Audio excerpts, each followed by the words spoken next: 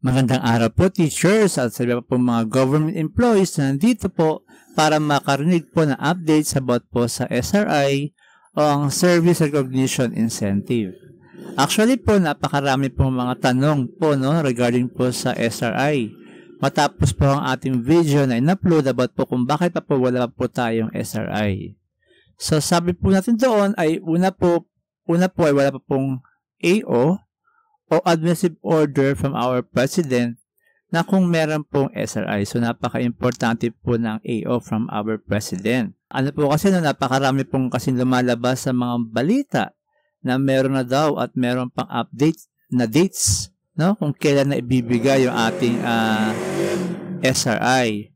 So, ang sabihin ko po, ito po yung huli ko pong nasagap na latest update po about po sa ating Service Recognition Incentive. So, malay po natin, anytime this week, baka po dumating na yung ating SRI and magbibigay rin po tayo ng time frame kung kailan po siya pwedeng dumating para yung ating pong yung ating pag-asa, yung ating expectations ay alam po natin kung ano po yung kailangan natin hintayin at ano po kaya siyang date maaaring dumating para po hindi agad tayo maniniwala po kung ano pong mga pinapost about po sa Service Recognition Incentive.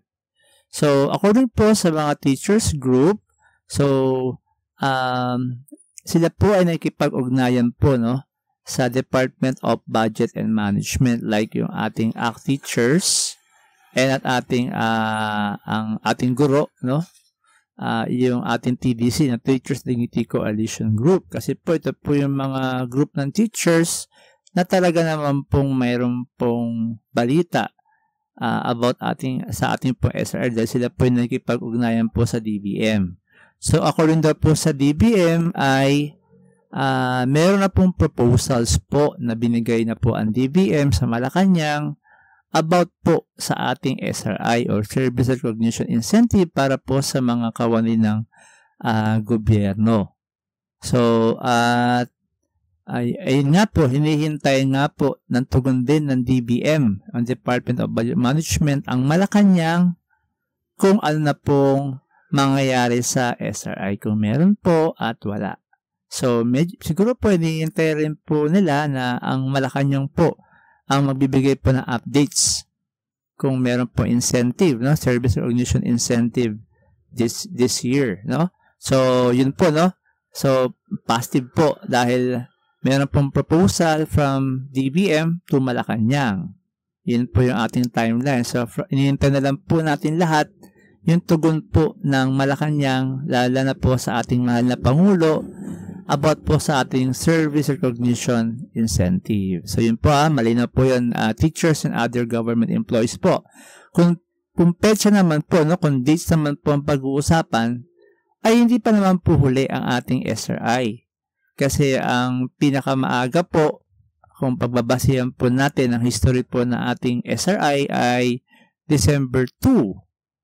Sa mga nakaraang dates po na binigyan natin updates po, At ang pinaka-late po ay December 24. So ngayon po actually ay December 9, So malayo pa po yung December 24. So maraming pa pong pwedeng mangyari at hindi po natin pwedeng sabihin na wala na pong SRI.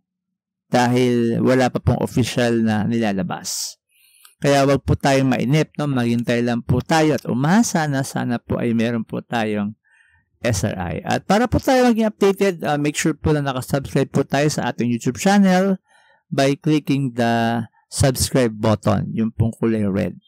Okay? So, kung magkano naman po, hopefully, meron. Lahat naman po tayo maasa na meron, Kung magkano naman po ay sa pagbabatayan po natin ng history ulit ay noong 2022, ang ating pong SRI ay 15,000 pesos.